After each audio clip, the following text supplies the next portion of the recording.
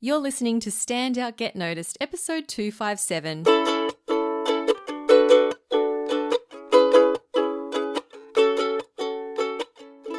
Hi there, Rockstar, and welcome back to another episode of Stand Out, Get Noticed. I'm your host, Christina Canters. I'm a speaker, coach, and founder of The C Method, where I help high-performing professionals and business leaders to build powerful communication skills. And communication skills are definitely something that we need at the moment, especially when we are home isolated, working from home, and spending most of our days on Zoom calls. I'm not sure about you, but my days have been filling up with Zoom meeting after Zoom meeting. So being able to think about how you're communicating yourself, really, really important. Okay, today's podcast is all about how to advocate for yourself. And I'm really excited for this topic because it's something I'm particularly passionate about. Now, if you've experienced discrimination in the workplace, or maybe you feel like you don't fit in with the culture, that's the perspective we're bringing to this episode around, why it might be time for you to start advocating for yourself and start to build up your voice. And I'm really excited for you to meet my guest this week. His name is John McKenna, and he's a disability and empowerment advocate, an NDIS recruiter, and he's also a fellow podcaster. He hosts the podcast So Podcast, as in SO podcast, which I am very fortunate to have also been, I will be a guest on as well. I believe it's coming out around the same time as this episode. So over the last 30 years, John, he knows a thing or two about advocacy. He's worked with people from all sectors of the community and their families in Melbourne and throughout Australia and the Asia Pacific. In the 1990s and early 2000s, he worked with Telstra in the area of accessibility across all aspects of communication for seniors and people with disabilities. So he's really passionate about helping and mentoring others and helping them to make positive change in their lives, as well as sharing his views about the disability world from a lived experience perspective, as well as a professional advocate. So we met at the Pause Fest conference where I was running a podcasting workshop, and we connected as avid podcasters. And I thought, let's get together. Actually, it was his idea. He said, let's get together and do some podcasts together. So in this episode, we discuss what it means to advocate for yourself, as well as how to do it. We talk about the types of discrimination that people can face in the workplace, including conscious and unconscious bias, and he explains what that is. John shares his experience with discrimination and how he managed it at the time. And we also talk about self-love and why it's important to, as he calls it, charge your battery. And you'll learn all about what that means in the conversation. So the way I see it, if you can learn how to advocate for yourself, not only will you build more self-love, more self-trust and self-esteem, you will increase others' confidence in you. You'll reduce your anxiety, have better relationships with others, and feel good about the work you do as well. So I hope you enjoy this one with John McKenna. Now, before we get to that, a real quick announcement. I'm running one final Speak Up and Lead online group training program for the year. It's starting in June. So if you're looking to have more confidence, more influence and impact in the workplace, and you want to do this through developing powerful communication skills, then I encourage you to apply for the program. We'll jump on a discovery call to explore if it's a fit for you. Go to thecmethod.com/group coaching. That link is also in the description of this podcast in your app. Okay, let's move on to this week's episode and meet the lovely John McKenna. So John, today we're talking about advocating for yourself. And I know that you have had a lot of experience in this area. So firstly, what does it mean to advocate for yourself? I guess not wanting to be too airy-fairy about this, but I'll throw the word self-love in. It's about loving yourself, and when you get out of bed, you've got to sort of have a good foundation to sit on. In my case, I'm in a wheelchair, electric wheelchair, but it is about your foundation. How did you wake up that morning? And then it's about sort of saying, I do love myself. I like what I'm about to go and do. And so you're in a pretty good mindset. John, can you explain a bit more about that when you say it's how you get up in the morning, right? And how you're feeling about yourself. Can you explain more about how does that set a foundation for self-advocacy? Because if you've had a shit night's sleep and you're tired or you've got a hangover or you didn't sleep well, it affects your whole day. I think we all know that. And people's health, mental health, and physical health. So that it does really start back with your own internal mind, how you're feeling. Mm. Because I'm very lucky. I've got a great family, and in relation to, we're all positive people. And my wife hates it when I wake up and say, "Good morning, darling. Let's talk." Because guess what? For 30 years, been married, and the last thing she wants to do is talk at 7 o'clock in the morning. But one of these people who wakes up chirpy, um, and that helps. And then you then take on the world. For me, I've then the carer then comes into my room, gets me out of bed, and then I go to work and I meet the world. And that's when it all starts for me about, okay, unconsciously, I'm always, how do I position this? I tell people about, oh, actually, don't tell them. They're exposed to me. Mm. So they're seeing this guy in a wheelchair and they're saying, okay, we're going to start reacting this way. And it depends on who they are, how they react versus how do I respond. So if this is making sense, I'm hoping it is, but it is about your own mindset before you start advocating for yourself. Yeah. And then you go, ideally, you put all that's all unconscious. That's happening in the background. At the end of the day, I've got something to achieve, whether it be work, negotiate, advocate with somebody. So it is about being clear in your mind how you're feeling before you take something on. And so once you've got that mindset piece, I'm not going to say down pat because I don't think we ever really do. But once you're working on that mindset piece, let's take someone in the workplace, for example, who wants to, fulfill their potential and make the most out of the career that they're in. What does it mean to advocate for yourself in that particular environment? It is about having a purpose about what you want to try to achieve, and you've got, so you are working in an environment, workplace, of course, but it can be other environments. And then you've got words like bias. It can be conscious bias or unconscious bias that you're working with. And then you've got your own philosophy towards work. So put all that in the mix. You then want to go forward. Can you give me an example of what you mean by conscious versus unconscious bias? Well, conscious bias is the really obvious that you are being judged about the way you work, who you are, the way you look. Um, and unconscious bias is what you're feeling is you may think the person is not actually meaning it, but they are starting to judge you about your communication, what you look like, your language, whatever it might be. So it is about being not too harsh when receiving that feedback. And hopefully, in the perfect world, we don't, Christina.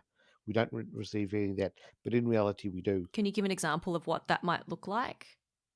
Well, a very black and white one for me as a person in a wheelchair is I can say the words like discrimination. Okay, I've been involved in different levels of discrimination all my life.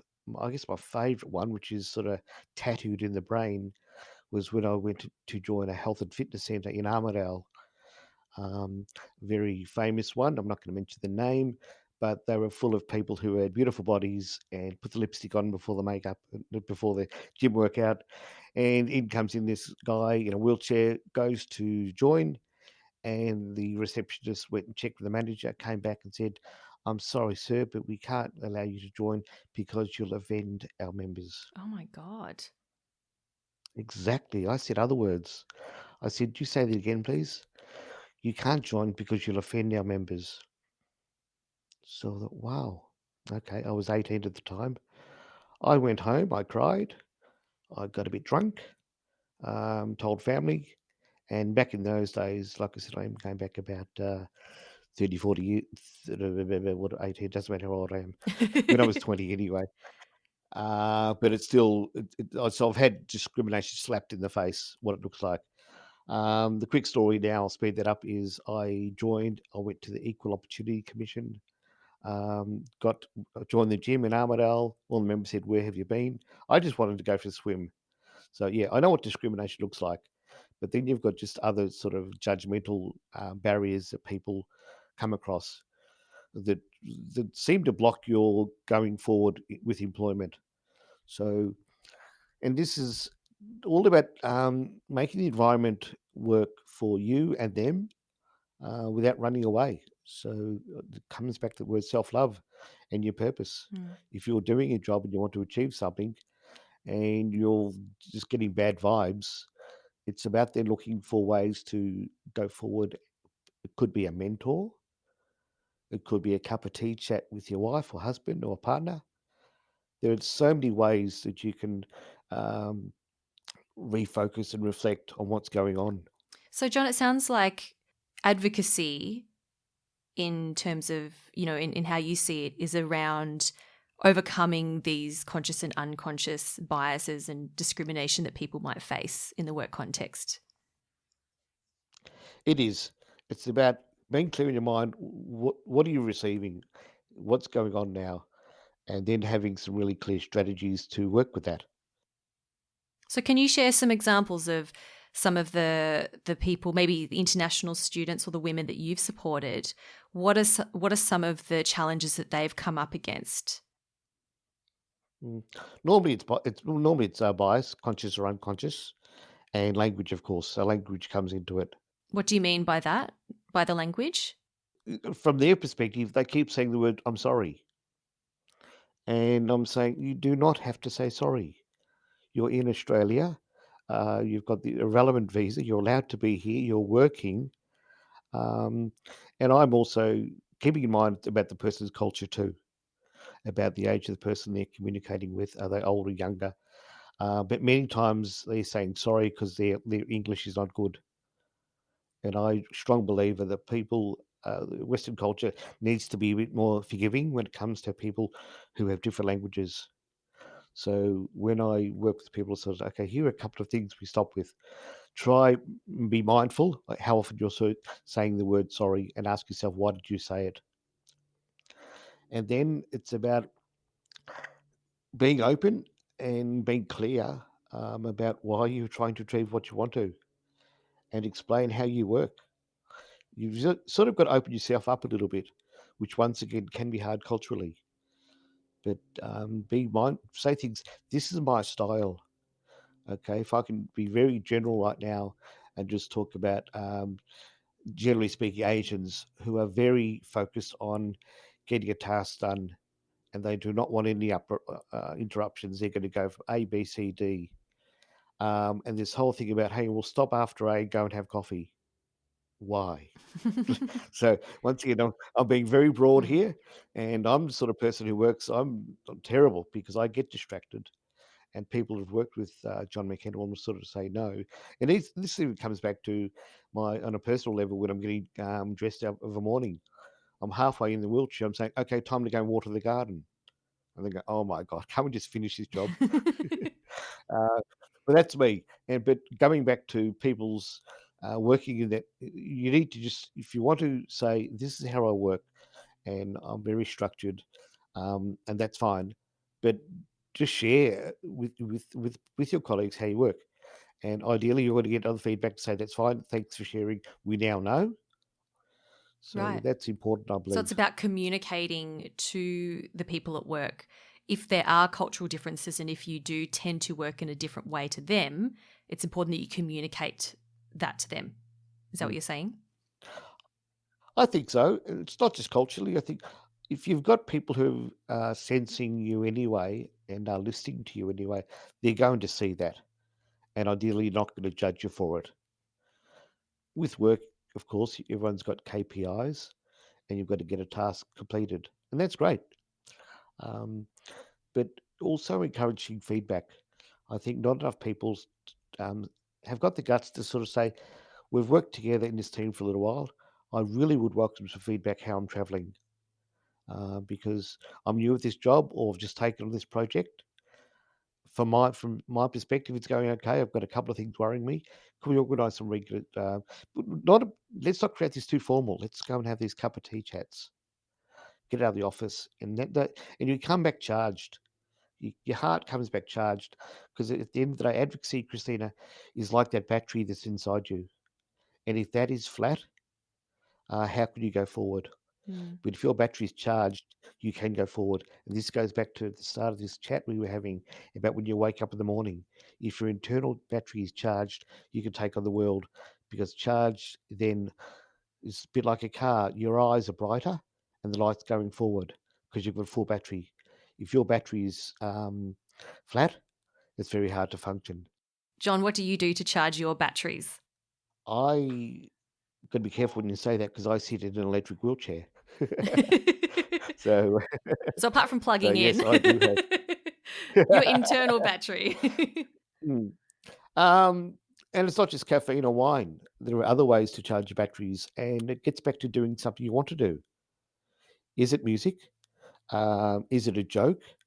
I do survive a lot with humor, and that's something that you inherit. I've had people say, "Oh, John, I'd like to be able to crack jokes like you do." And yeah, it's I won't say skilled because I've just got it from my grandparents and my parents. But for me, it's really helped a lot. Um, when going back to me being a person with a physical disability, when seeing the doctor, they'll say, "How can I help you?"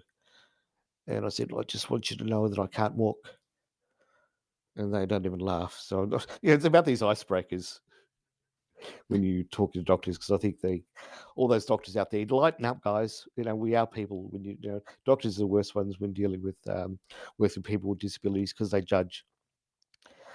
But going back to your question, how do I charge my batteries? It is about little wins, little achievements. If we're all humans, some people like feedback, some people are very humble. Uh, I do welcome feedback about how I'm being received and am I achieving my purpose. Um, and if the purpose is not being achieved, well, let's re-look at my strategy. Yeah, self-love is one of those things where it can take a lifetime, really. It's an ongoing journey. And I know that for me personally, there are some periods of time where you feel like, yes, I do feel love for myself and have that self-compassion. And then there's other times where it dwindles somewhat and I have to work extra hard to bring it back up again. And it's sometimes those things, it's not so easy as like a step 1, 2, 3. Here's how you build self-love. It can be, more difficult than that. But thank you for sharing how you cultivate more of it for yourself. Yeah. It's a balance, isn't it? It really is a balance. You've got to get it right. Um, and you've got to be even careful who you say those words in front of because once again, people are going to judge you for it. What words, But in sorry? your mind, it's all self-love. Oh, when you say self-love.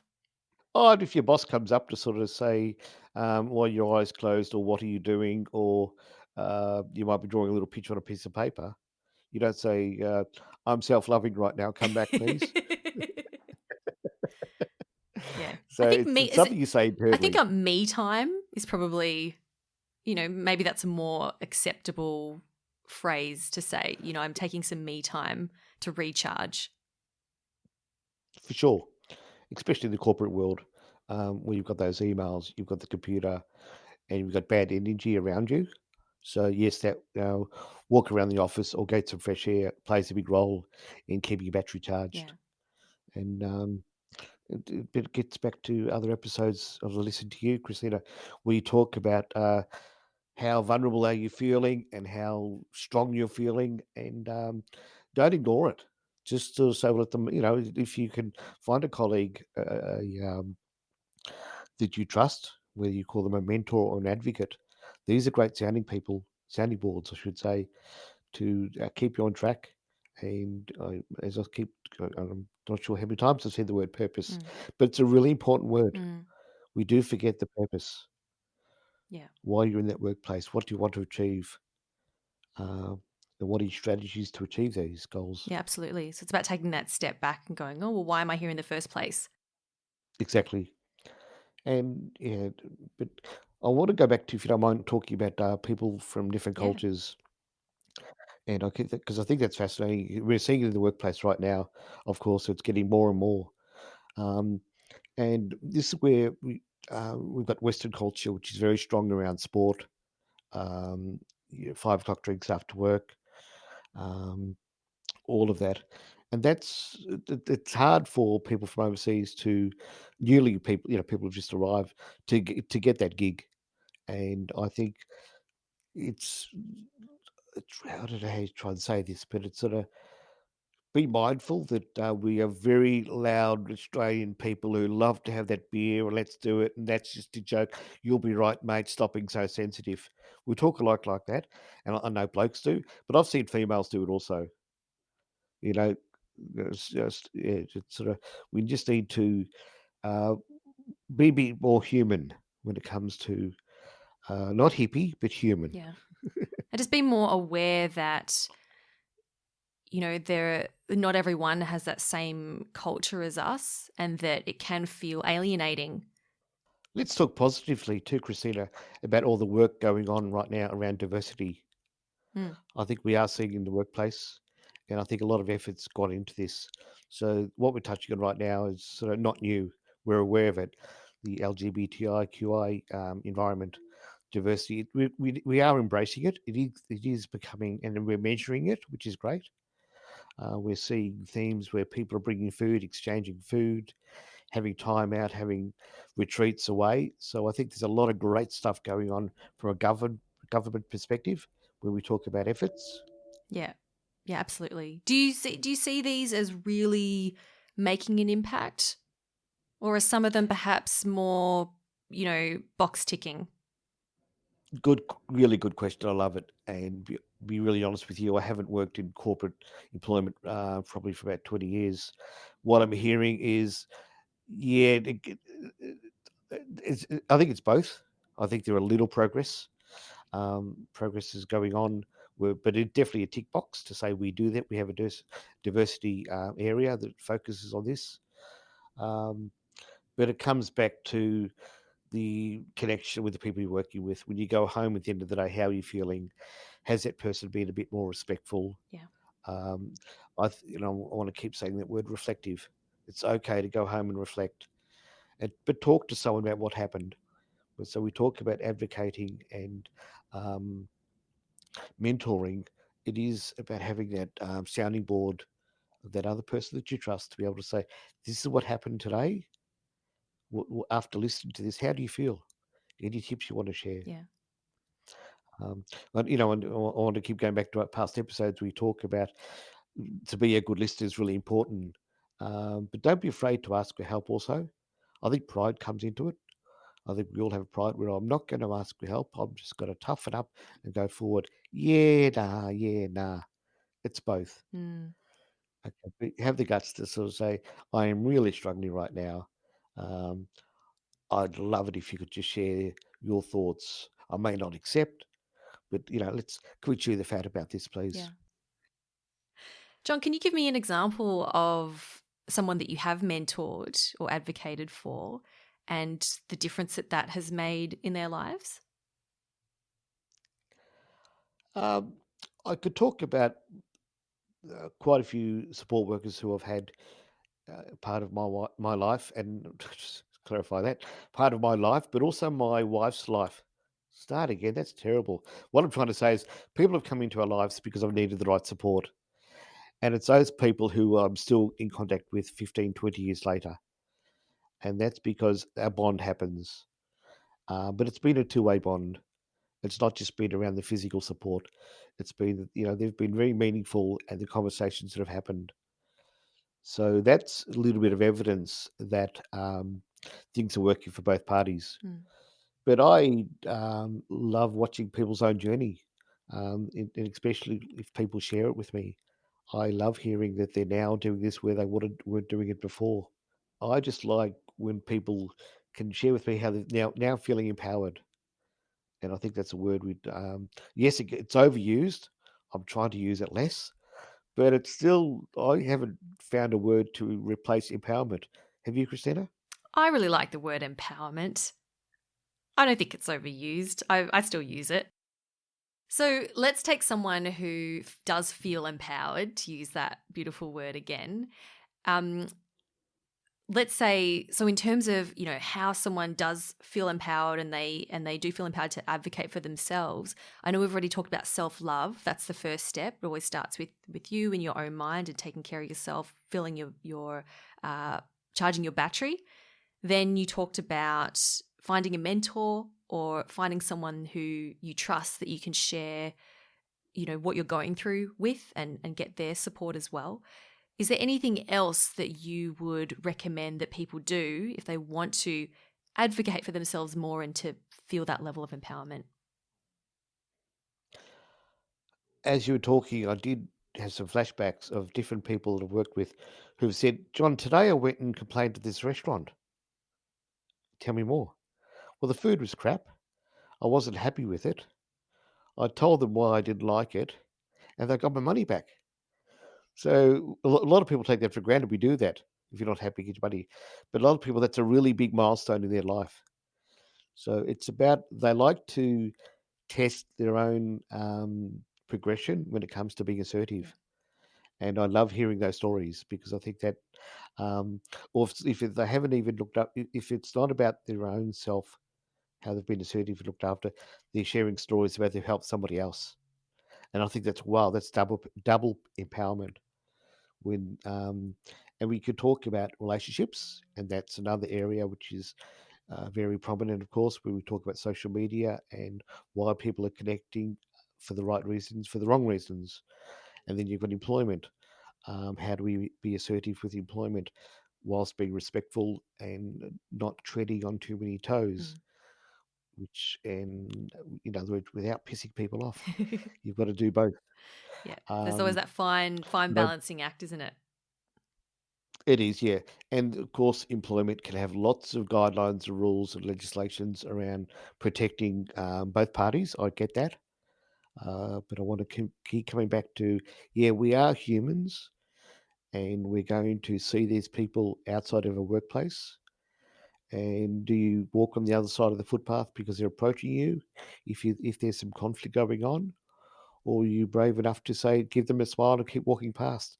I think it's all about that mind shift and understanding that we are sharing this earth, and we have to really make it work for everybody.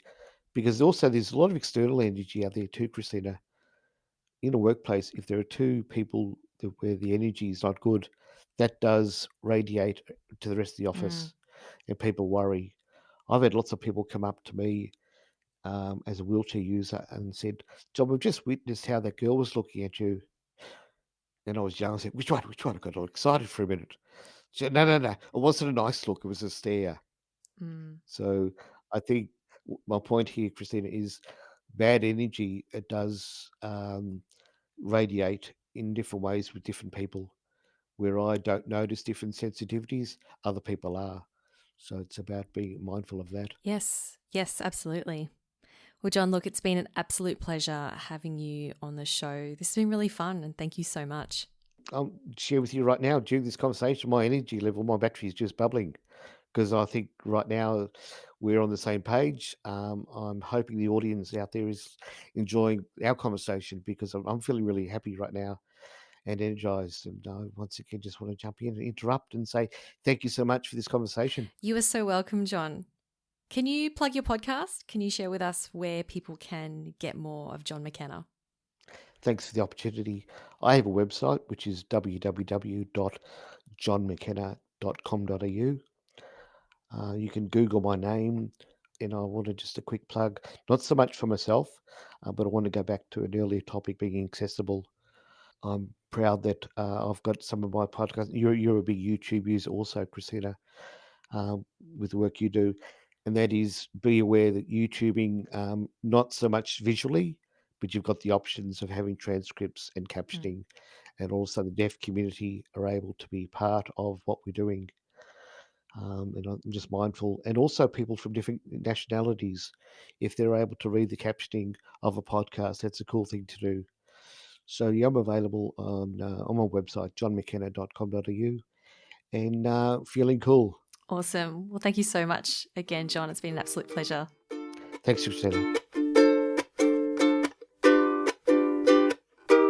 A huge thank you to John McKenna from So Podcast for being such a wonderful guest on the show this week. I highly recommend that you check out his podcast. He's got some wonderful conversations on there. Go to johnmckenna.com.au or visit the show notes at thecmethod.com/257. Now, before I leave you today, as I mentioned at the start of this episode, if you are looking to build more confidence, influence, and impact in the workplace, and you want to learn powerful communication skills in a supportive environment, then I encourage you to apply for my online group training program. It's called Speak Up and Lead. I'm running one more for the year, just one. Normally I run multiple in the year. I've already run one this year, and I'm running one more. One more before the end of the year, starts in June. So if that's something you are committed to developing in terms of your communication skills and your speaking skills, then go to thecmethod.com/group coaching and apply there. All right, Rockstar, that's all from me this week. Thank you for hanging out with me today. Keep on being awesome and stay safe, and I'll talk to you next week. I'm Christina Canters, and this has been Stand Out, Get Noticed.